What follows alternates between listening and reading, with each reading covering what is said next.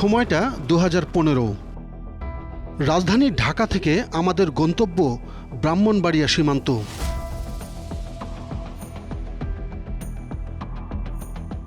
ব্রাহ্মণবাড়িয়ার শশীদল, কসবা, আখাউড়া সীমান্তে অনুসন্ধান করেছিল টিম 360 ডিগ্রি।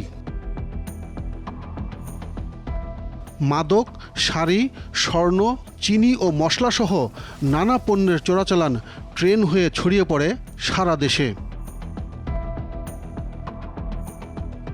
শশীতল স্টেশন দিয়ে অবাধ প্রবেশ, আখাউড়ায় ফেন্সিডিলের রুট, সবই ধরা পড়েছিল ক্যামেরায়। একই বিষয়ে খোঁজখবর নিতে আমরা ব্রাহ্মণবাড়িয়া থেকে রওনা হলাম দক্ষিণ পশ্চিমাঞ্চলের সীমান্ত জেলা যশোরে। একই চিত্র ছিল যশোরের পুটখালি সীমান্তে, যেখানে শিশুদের ব্যবহার করা হয় পাচারের মাধ্যম হিসেবে। আমাদের দায়িত্ব আপনার বনগা পর্যন্ত। বনগা? হ্যাঁ, ওই পাশে আপনাদের লোক আছে? লোক তা তো আছে, না থাকলে আপনি যাবেন খারাপ। ও পাশে গিয়ে আপনার ফেলে দেবো, ও পাশে লোক আছে, মোবাইল করে দেবো যে এই লোক যাচ্ছে, আর ও পাশে নম্বর দিয়ে দেবো। দালালদের নেটওয়ার্ক, অবৈধ পারাপার ও অপরাধীদের পালানোর পথও উন্মোচিত হয়। যশোর থেকে এবারের গন্তব্য উত্তর পূর্ব সীমান্ত জেলা সুনামগঞ্জে। 2025 সালে আমরা অনুসন্ধান করি সুনামগঞ্জের তাহেরপুরে। মেঘালয় থেকে কয়লাসহ নানা পণ্যের চোরাচালান এবং এতে জড়িয়ে পড়া শতাধিক পরিবারের বাস্তবতাও উঠে আসে সেই প্রতিবেদনে। এখানে শত শত পরিবার এই চোরাচালানের সাথে জড়িত। বাদ যায়নি শিশুরাও। স্কুল ছেড়ে জড়িয়ে পড়ে এই পথে। খালি পড়ে থাকে স্কুলগুলো। এক বস্তা কয়লা কত করে? 600। কোথায় বিক্রি করে? বস্তার কয়লা ঘাট। এই গর্তগুলো দিয়ে হচ্ছে কয়লা আনা হয়। ভারতের মেঘালয়ে কয়লা খনিতে কাজ করে 1 বছরেই মৃত্যুবরণ করেন 23 জন। All these mines are very, very fragile because of unscientific methods, and laborers are still being brought from across the border of Bangladesh and Nepal, and many of them are coming with the lucrative offers, with the aspiration that they'll be earning more money, not realizing the risk factor that goes unreported of many dead bodies that has taken place. And unscientific mining has made a impact where people's lives are at risk, and our intervention to campaign and continue with the intervention to go to the Supreme Court has merged that it is important that this mine has to be scientific in nature. এবার সুনামগঞ্জের ধর্মপাশা থেকে অনুসন্ধান শুরু করে team 360 degree. পাশাপাশি নেত্রকোনার মধ্যনগর, লেঙ্গুয়া ও শেরপুরের নকলা সীমান্ত চষে বেরিয়েছি আমরা। অনুসন্ধানী তথ্য ও স্থানীয় পরিসংখ্যান বলছে প্রায় 20 লাখ মেট্রিক টন খাদ্যপণ্য অবৈধভাবে ভারত থেকে ঢুকে পড়ছে বাংলাদেশে। ফলে সরকার হারাচ্ছে বিপুল পরিমাণ শুল্ক।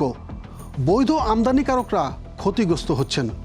শুধু তাই নয়, এসব পণ্যের বিপরীতে ওপারে চলে যাচ্ছে মূল্যবান জ্বালানি তেল।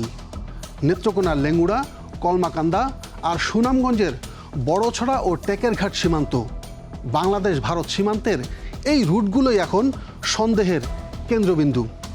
তবে শুরুতেই যাওয়া যাক সীমান্ত ঘেঁষা এক অদ্ভুত বাজারে।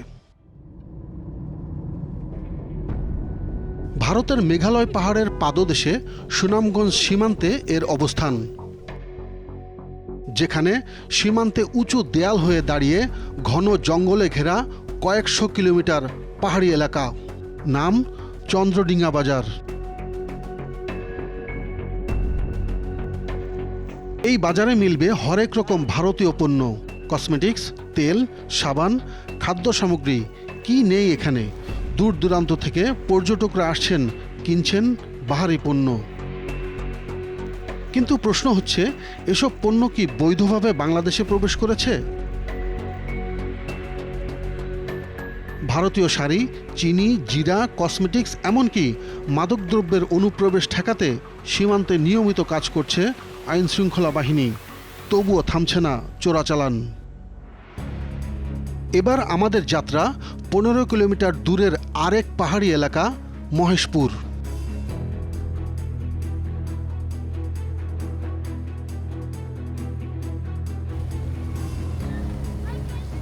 সুনামগঞ্জের মহেশপুর থেকে দুটি মোটর বাইক নিয়ে মেঘালয় সীমান্তর দিকে রওনা দেয় টিম 360 ডিগ্রি।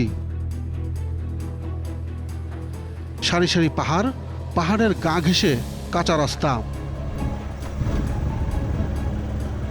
বর্ষায় এই পথে চলাচল প্রায় অসম্ভব।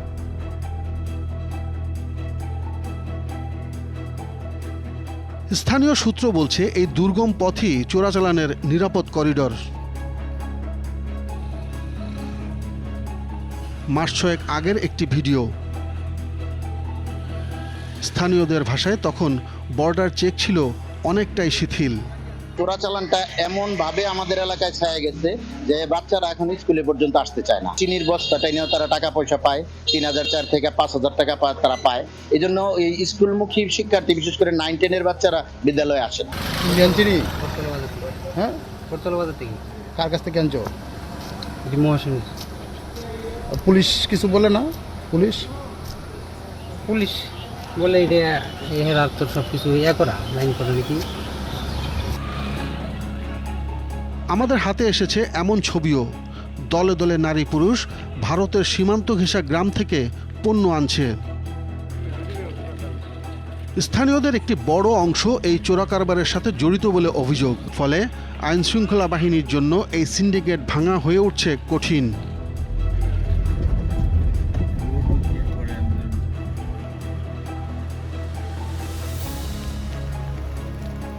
পরিচয় গোপন রেখে দীর্ঘ সময় অনুসন্ধান চালায় টিম 360 ডিগ্রি।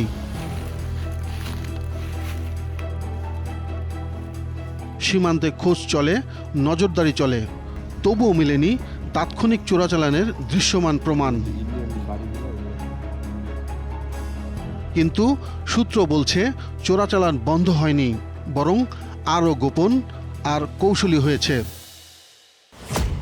আমাদের গন্তব্য সুনামগঞ্জের পার্শ্ববর্তী জেলা নেত্রকোনার পাঁচগাঁও সীমান্তে।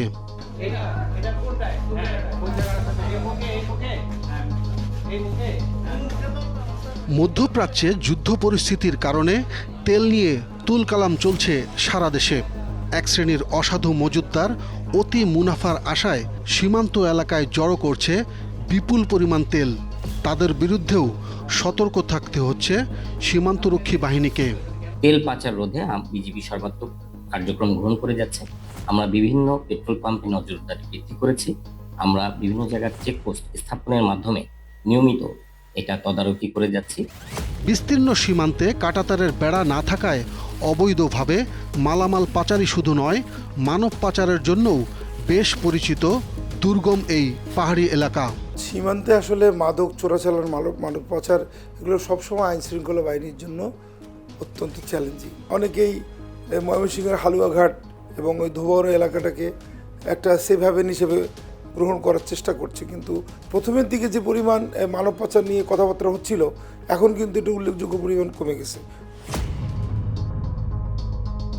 পাঁচগাঁও সীমান্ত অত্যন্ত ঝুঁকিপূর্ণ। মাত্র 1 মাস আগে চোরাকারবারিদের সঙ্গে বিজিবির সংঘর্ষে একজন নিহত, আহত হয়েছেন কয়েকজন সদস্য। এই চোরাচালান থামাতে গিয়ে প্রাণ হারিয়েছেন একজন সাংবাদিকও। স্থানীয় সাংবাদিক মুসাম্মদ সাহারা খবর পান চিনির একটি চোরাচালান ট্রাক ঢাকার দিকে যাচ্ছে। মোটর বাইকে সহকর্মীকে নিয়ে ট্রাকটির পিছু নেন তিনি, কিন্তু চোরাকারবারিদের আরেকটি মোটরসাইকেলের ধাক্কায় প্রাণ হারান সাহারা। ঘটনায় বেঁচে যাওয়া সাংবাদিকের এক সহকর্মী বলছিলেন পুরো ঘটনা।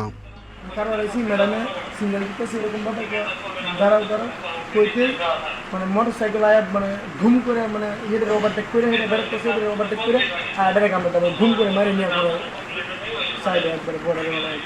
সেনিটাইকের মালিকরা পক্ষ একজন আছে হুদা, সে কৈফত দিতে হবে মানে বলছে সাংবাদিককে। এর সাথে আগে চাকরিগুলো তোর কইছে আর ফুটেজ মোবাইলে আছে, মানে যায় তো উনি ছবি তুলছে, ফুটেজ আছে, বলছে থানা পুলিশ নাকি ওনার বাম পকেটে।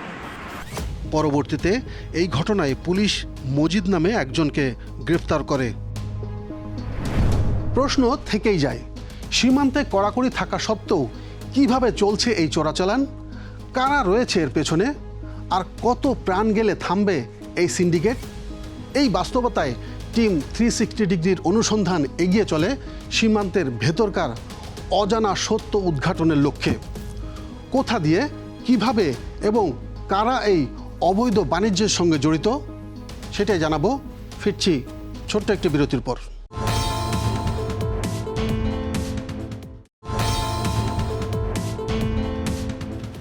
আমাদের টানা অনুসন্ধানে স্পষ্ট, রাতের আধারে নদী ও জঙ্গল পথে চোরাচালান চলছে।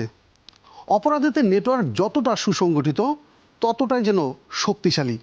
লাইনম্যান, বাহক ও স্থানীয়দের সমন্বয়ে গড়ে উঠছে বিশাল এই সিন্ডিকেট।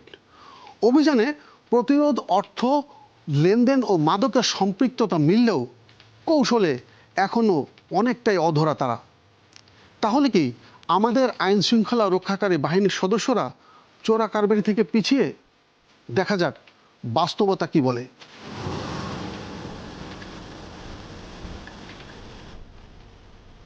গাঢ় পাহাড় লাগোয়া জলেশ্বরী নদী, এই নদীর তীরেই অবস্থান আমাদের। অপেক্ষা ভারতীয় পণ্য দেশে প্রবেশের। রাত যত গভীর হয়, সীমান্ত যখন নিস্তব্ধতায় ঢেকে যায়, তখনই জেগে ওঠে এক অদৃশ্য জগৎ। সীমান্তের জঙ্গল ভেদ করে দ্রুত বেগে এগিয়ে যাচ্ছে কয়েকজন মানুষ, কাঁধে ভারী বস্তা। হঠাৎই চোখে পড়ে মাথায় বস্তা নিয়ে কয়েকজন বাংলাদেশের সীমানায় প্রবেশ করছে। আমাদের ক্যামেরায় ধরা পড়ে ভারতীয় সীমান্ত থেকে চিনে আনার দৃশ্য। পরিচয় গোপন রাখার শর্তে এই চিত্র ধারণের অনুমতি দেন সীমান্তের ব্যবসায়ীরাই। একটি দলে থাকে 7 থেকে 8 জন। ওপারের সিগন্যাল পেলেই শুরু হয় পণ্য পারাপার। এই পুরো প্রক্রিয়ায় সবচেয়ে গুরুত্বপূর্ণ ভূমিকা লাইনম্যানদের। ভারত থেকে কিভাবে মালামাল নিয়ে আসে? ভারত থেকে মালামাল নিয়ে আসছিল, মনে করেন যে দেখে গেছে এই জঙ্গল পাহাড় টাহাড় আছে, এগুলো মানে গাছগাছালি আছে, এগুলো কাটে কাইটে রাস্তা বানায় এদিক দিয়ে মাল নিয়ে আসে আর কি। ওই মাল নিয়ে আসে রাস্তা বানায় আর কি। আচ্ছা, এখানে কি কত টাকা করে দিনে পাও? তো কত টাকা করে বলতে মালটা নিই, দেখা গেছে যত মালটা নিই তত বেশি পাবো, যত বেশি টান মতো টাকা বেশি পাবো। কি কি জিনিস আসে? এই যে কম্বল আসে, চিনি আছে, আবার কসমেটিক আসে। কারা কারা কিভাবে এটা হচ্ছে যে কোথায় যায়? ঢাকা শহর পর্যন্ত কিভাবে যায়? তো আপনি মনে করেন যে এই দিকতে নামায় এর কাছে বিক্রি করে, এর কাছে বিক্রি করে, এভাবে করতে করতে ঢাকা শহর দিকে চলে যায় মালটা। আমরা আবারও 40 কিলোমিটার দূরের সীমান্ত নেত্রকোনার কলমাকান্দায়।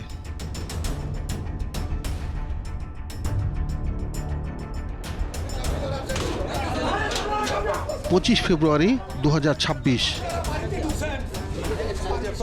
13 তোপা গ্রামে গোয়েন্দা পুলিশের অভিযান।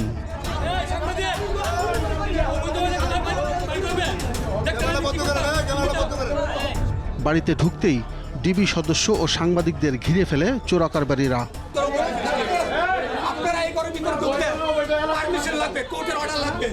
আটকে রাখা হয় অভিযানকারীদের, ঘরে তালা দিয়ে আগুন দেওয়ার হুমকি।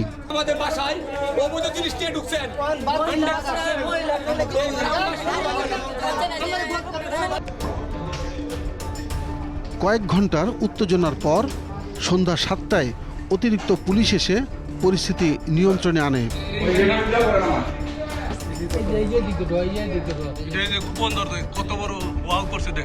শুরু হয় তল্লাশি। বাড়ির ভেতরেই মিলল ট্রাক ভর্তি নগদ টাকা।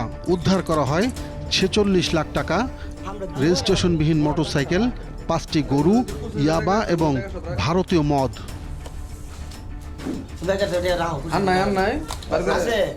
পুলিশ যখন অভিযানে যায় তখন সেই সময় স্থানীয় সাংবাদিকরাও, যারা এটা তাদের সম্মুখে এই অভিযানটা পরিচালিত হয়, চোরা কারবারি তাদের যে সংঘবদ্ধ চক্র তাদের একটি অংশ এসে পুলিশকে আটক ঘিরে ফেলে এবং সাংবাদিকদের উপরে চড়া হয়, তাদের ক্যামেরা ভাঙচুর করে। আমরা যতটুকু জানি তার মাথায় আঘাত করে সাংবাদিক এবং আমাদের পুলিশ এখানে আহত হয় এই সময়। নেত্রকোনা থেকে আমাদের যেতে হবে প্রায় 100 কিলোমিটার দূরের শেরপুরের নকলা উপজেলায়। শেরপুরের নকলা উপজেলা, ময়মনসিংহ সড়ক। আমরা শেরপুরের নকলাতে এসেছি আইনশৃঙ্খলা বাহিনীর একটি অভিযানে। আমরা জানতে পেরেছি এই এলাকাতে আইনশৃঙ্খলা বাহিনী একজন মাদক কারবারিকে চেস করবেন। আমরা দেখতে চাই সামনে কি ঘটে। চেকপোস্ট বসিয়েছে র্যাব।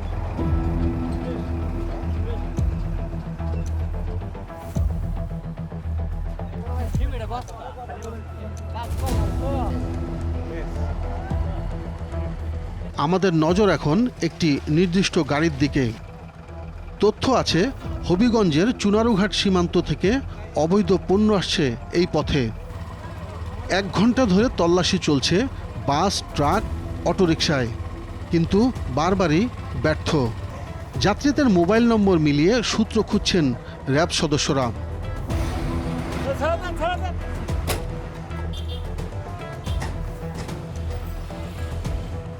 অবশেষে একটি সিএনজি থামানো হলো।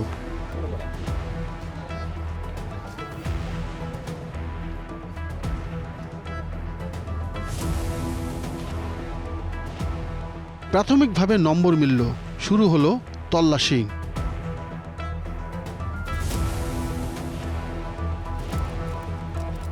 প্রথমে কিছুই মেলেনি, কিন্তু টুকরির ভেতরে লুকোনো 3টি বস্তা।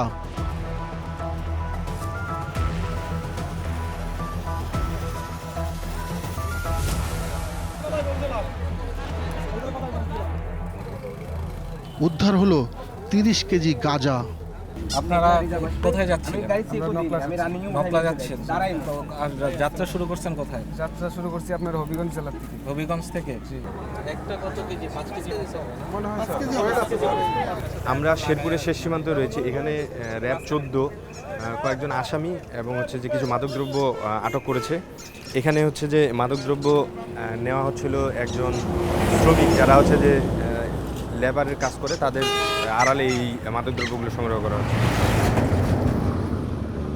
গোপন তথ্যের ভিত্তিতে আমরা অভিযানটা পরিচালনা করে আসছিলাম। আমরা যে তথ্যটা পেয়েছি সেটা হচ্ছে যে একটা মাদকের চালান, সেটা আপনার সুনামগঞ্জ থেকে, একটা সুনামগঞ্জের অজ্ঞাত লোকেশন থেকে এই রাস্তা হয়ে শেরপুর গামী ছিল। তো আমরা প্রতিমধ্যে এই অপারেশনের মাধ্যমে আপনারা দেখতে পাচ্ছেন এখানে গাঁজার আমরা উদ্ধার করতে পেরেছি এবং একই সাথে গাঁজা নিয়ে বহনকারী 2 জন এখনো পর্যন্ত পরিচয়বিহীন 2 জন অল্প বয়সের ছেলেকে আমরা আটক করেছি।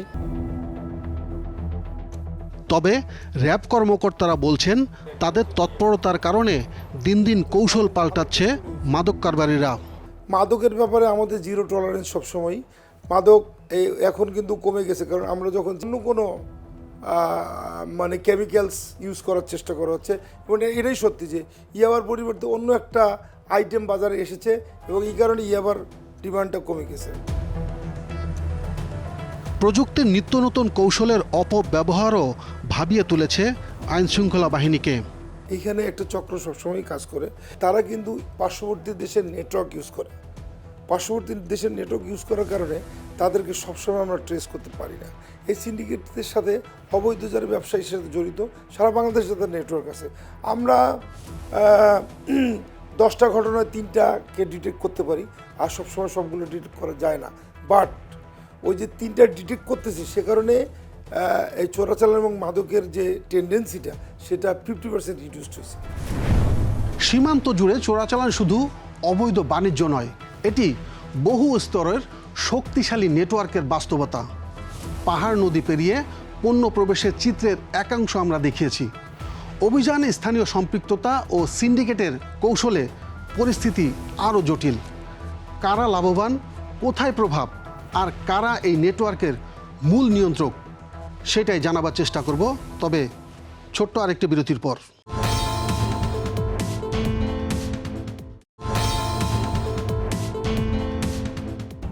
বিজিবির পরিসংখ্যানে উঠে আসে সীমান্তের কঠিন বাস্তবতা।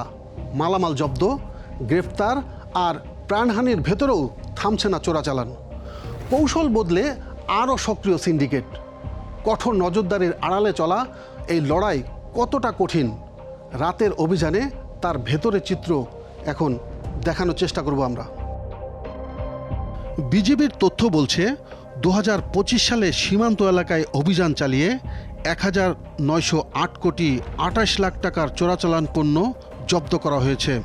এই তালিকায় রয়েছে স্বর্ণ, রূপা, পোশাক, খাদ্যদ্রব্য, যানবাহন, মাদক ও অস্ত্র।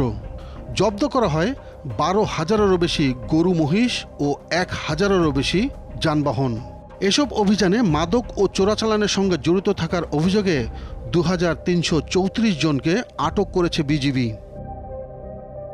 তবে এই লড়াই শুধু সংখ্যার হিসাব নয়। 2025 সালে সীমান্তে যতগুলো হত্যাকাণ্ড ঘটেছে তা বিগত 5 বছরের মধ্যে সর্বোচ্চ। এবার আমরা নজর দিব একই জেলার এমন এক অরক্ষিত সীমান্ত যেটা ব্যবহার করে 5ই আগস্টের পর অনেক আওয়ামী লীগ নেতাকর্মী পালিয়ে গেছেন ভারতে। আমাদের কাছে তথ্য আছে লাকসাম উপজেলা আওয়ামী লীগের সাধারণ সম্পাদক ও একই উপজেলার ভাইস চেয়ারম্যান মহব্বত আলী, যার আরেকটি পরিচয় হল সাবেক এলজিআরডি মন্ত্রী তাজুল ইসলামের শ্যালক। তিনি এই রাস্তা দিয়েই মানব পাচারকারীদের মাধ্যমে ভারতে পালিয়ে গিয়েছিলেন। 6 তারিখ দেখছি এরা বাজারে ঘোরাঘুরি করছে, এখানে বাজারে অনেক মানুষ দেখছে, তা আপনারা যদি তদন্ত নেন পাইবেন। এই লোক যে সময় আসছে অনেক টাকা নিয়ে আসছে, মানে এলাকায় সবাই তোলপাড় হয়েছে, 2-3 বস্তা টাকা নিয়ে আসছে। মানব পাচারের অন্যতম নিরাপদ রুটও বলা হয় এই এলাকাকে।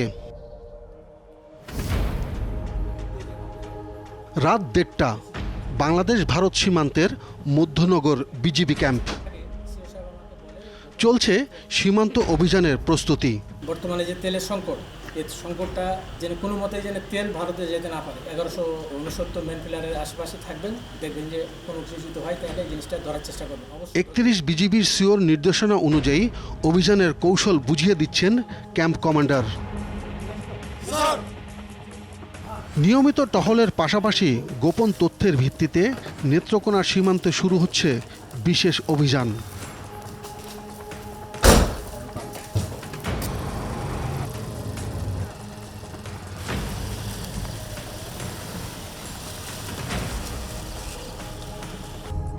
শহীদ মুক্তিযোদ্ধা সড়ক ধরে এগিয়ে চলছে বিজিবির দল। গোপন সূত্রের খবর, গণেশ্বরী নদীর তীরে ভারতীয় সীমান্তে জড়ো হয়েছে চোরাকারবারিরা। দুর্গম পথ পেরিয়ে অগ্রসর হচ্ছে 31 বিজিবির সদস্যরা। হঠাৎই অজানা এক স্থানে থেমে যায় গাড়ি। এরপর হাঁটা পথ।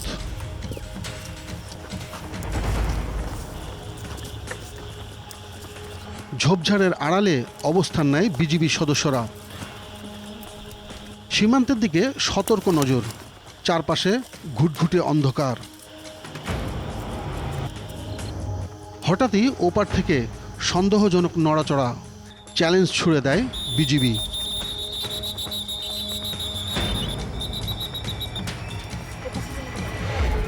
জঙ্গলের ভেতরে বাংলাদেশ সীমান্তে প্রবেশ করা কয়েকজনের খোঁজ শুরু হয়।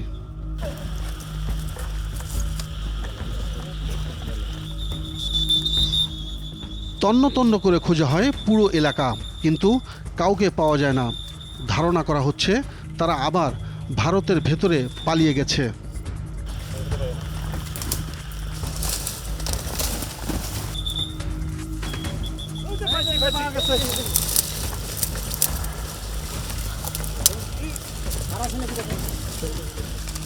তল্লাশি চালিয়ে উদ্ধার করা হয় চিনির কয়েকটি বস্তা, যেগুলো ভারত থেকে চোরাপথে আনা হয়েছিল।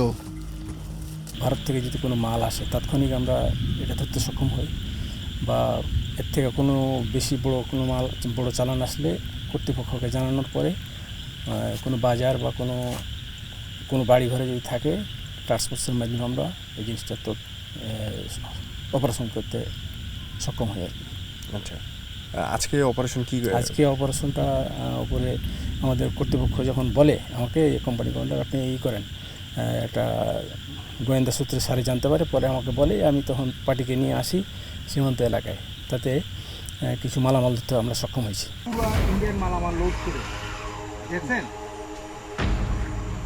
3 এপ্রিল 2026 বিজিবির একই ইউনিট নেত্রকোনার কলমাকান্দায় রাজবাড়ী ব্রিজে একটি ট্রাক তল্লাশি করে বিপুল পরিমাণ অবৈধ ভারতীয় পণ্য আটক করে, যার আনুমানিক বাজার মূল্য 31 লাখ টাকা। গত 6 মাসে আমরা বিপুল পরিমাণ আমাদের চেকপোস্ট স্থাপনের মাধ্যমে এবং তল্লাশির মাধ্যমে ইয়াবা, ফেন্সিডিল, মদ, টিপেন্টাডল ট্যাবলেট, আপনার বিভিন্ন প্রকার পোশাক সামগ্রী, খাদ্য সামগ্রী এবং জিরা, চিনি সহ বিভিন্ন জিনিস আমরা আটক করতে সক্ষম হয়েছি, যেগুলার আনুমানিক মূল্য 8,75,7,116 টাকা। আমরা এরই মধ্যে চোরাচালানের সাথে সম্পৃক্ত প্রায় 10 জনকে আটক করতে সক্ষম হয়েছি এবং থানায় আমরা সোপর্দ করেছি। চোরাকারবারীরা যেমন প্রতিনিয়ত কৌশল বদলাচ্ছে, তেমনি পাল্টাচ্ছে আইন শৃঙ্খলা বাহিনীর লড়াইয়ের ধরনও। প্রযুক্তি নির্ভর নজরদারি, গোয়েন্দা তথ্য আর নিয়মিত অভিযানে জোর দেওয়া হচ্ছে আগের চেয়ে বেশি। তবুও সীমান্তের দুর্গম ভূপ্রকৃতি, স্থানীয়দের সম্পৃক্ততা এবং শক্তিশালী সিন্ডিকেটের কারণে এই লড়াই সহজ নয়। কখনো দৃশ্যমান সাফল্য মিললেও আড়ালেই রয়ে যায় আরও বড় নেটওয়ার্ক। দর্শক, আপনাদের কাছে যদি সুনির্দিষ্ট কোনো তথ্য থাকে তাহলে আমাদের জানাতে পারেন পর্দায় দেখানো মাধ্যমগুলোতে। তবে কথা কিন্তু একটাই, ভালো থাকবেন, ভালো রাখবেন।